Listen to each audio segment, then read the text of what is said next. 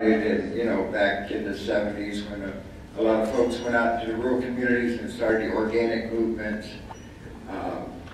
You know, they referred to us as hippies and so forth. And, that would go out and start this movement. So we've gone through those years of the 60s, 70s, and 80s, got to the 90s, and more people started coming on board, many academics and so forth. And then when we got in the 2000s, things really started growing. And now we're at a time in 2010 where I don't call this a movement anymore. I really refer to this as a revolution. And I've debated this with Michael Pollan and so forth.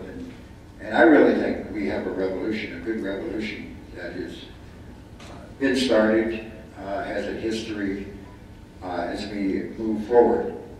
And the reason that we need this revolution right now is very obvious.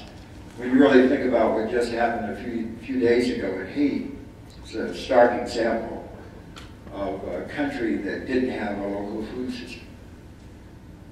Because if they would have had a local food system, at least folks would have had some access to food, and would probably save a lot of lives. And when we look at what's happening, which happened a couple weeks ago in Florida with the weather, it seems to be a reoccurring thing, not once every 10 years, but it seems like it's happening every year. And when we look at what's happening in California right now, where we have 20 inches of rain, and all of a sudden we're going to find that prices of all the things that we love to eat that get shipped from California to Milwaukee and other cities around the Midwest and the East and so forth, all of those prices are going to start to go up. And there are going to be shortages.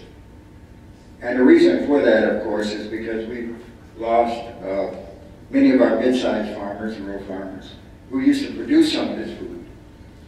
And of course, we've never really had an urban food system that could really produce a lot of food. As a matter of fact, less than 1% of the food that's accessed in the city of Milwaukee is grown locally. So over 99% of the food comes from somewhere. You know, in 1950, our food is 50% less nutritious than it was in 1950. And now we have many doctors and nutritionalists that are coming on board that I talk to all the time that are starting to talk about that. As a matter of fact, most of the food that's shipped, regardless of whether it's organic, from California, by the time we get it to Whole Foods or your local co-ops, much of that food has lost a lot of its nutritional value, so we're pretty much just eating cellulose. Our organization, and what I want to do is not to preach to you all so much, but to really talk about, we got to start practicing what we preach, you know, because we're good at talking. I mean, we're really good at talking. We're really good at planning and talking, but the one thing that we're really not good at is going into action, is to doing something about this, to building the infrastructure, getting people together, partnering with each other, taking the politics out of this whole thing. But I think we're in an era now where everybody's starting to come together. I mean, today we're working with corporate companies, we're working with politicos around the state. All of these folks are interested. It's this so-called green revolution. But if we don't have food as part of that green revolution, which is the most important thing to us, by the way. Everybody's probably already had some food today, right? We're going to be thinking about food at lunchtime or even before that. So our food is so important to us. Our food at least should sustain us, if not heal us. And that's not happening today. So again, how do we fix that? You know, is the big question. And how do we get food? How do we do, I hear about farm to school. For the last 10 years, we've been talking about farm to school. But when you really look at what's happening, very little good food gets into our kids' stomachs. So how do we fix that? We can talk about it for the next 10 years. But unless we're able to build the infrastructure, to make that happen. So that's what I really want to focus on today, is how do we go into action? How do we stop just talking? How do we just get off the planning table and go into action? One of the things I want to do today is show you all some of the things that we've done in urban agriculture. Because as we sit here today, we're losing farmers. Right now, we're losing farmers. We're losing our mid-sized farmers. But our big farms are growing, but we're losing the farmers that really built this country. And how do we stabilize and maintain the ones that want to stay in business? That's another big question.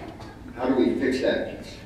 Because it's not just urban communities where most people are moving to worldwide. More than 50% of the world's population today lives in cities, large cities or close to large cities. But there are small towns all over the country. We do work in Delta, Mississippi. All those small towns are devastated. Large ag is taking over all the land. It's happening here in the state of Wisconsin. I talk to people all the time that want to start community gardens and start their local food systems and so forth. So it's happening everywhere. Nobody's escaping this food piece. I have 650 images I want to show you. It can take,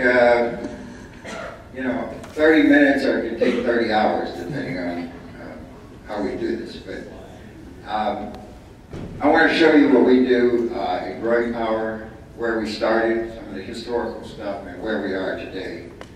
And hopefully that'll give you some idea of what is possible and what's going on, not just here in Wisconsin. And by the way, Wisconsin is absolute leader in sustainable agriculture. I travel all over the country. We are the leaders.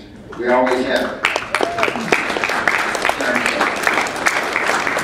There are more organic farmers in Wisconsin than any other state. California has bigger farms. We have the most organic farmers. And we actually, a lot of people don't know this, but we grow more vegetables in the state of Wisconsin than any other state in the summer, because of all of our canning factories and a lot of farmers. There are probably some farmers in this group that have grown food for the canning factories over the years. But it's good to be here again today, because I'm amongst folks that are working on a university level. Farmers, of course, are in the crowd. Many people in many aspects of the food system. And that's what we're really going to need. We need the USDA to come on board more than they have in the past. We need everybody at the table. We can't afford to kick anybody away from the table if we don't like the way they look, or where they come from, or whatever. We need everybody at the table. That's important. And we do have a responsibility. Because in our communities, if we have one segment of our community that's not healthy, it's going to affect all of us. You might not think that, but it will affect you. It is affecting us. So we need to fix that. We have a responsibility. As some of the leaders of this movement, some of the founders, the leaders, the people that have been in here, it's our responsibility to pass on what we know to this next generation of young people, the under 40 group. Because those are going to be the future farmers, the future folks that are going to lead this revolution. So that's what I'm in, that kind of passing on stage, that piece where your legacy is to really pass on what you've learned, what you know to this next generation. That's really important. And this next generation is eager. I just spoke at Marquette University High School, 1,000 boys, one of the most prestigious schools in the Milwaukee area. And these young men come and volunteer at Growing Power. They're going to be the future leaders. And I call them, because they're going to be the people that are going to be running the city of Milwaukee, and many of them in the state of Wisconsin, to understand that the food system is so important. It's their responsibility as they take up these leadership roles to make sure that food is at the forefront. Because I don't see how we build these sustainable communities without food being the #1 thing that we really concentrate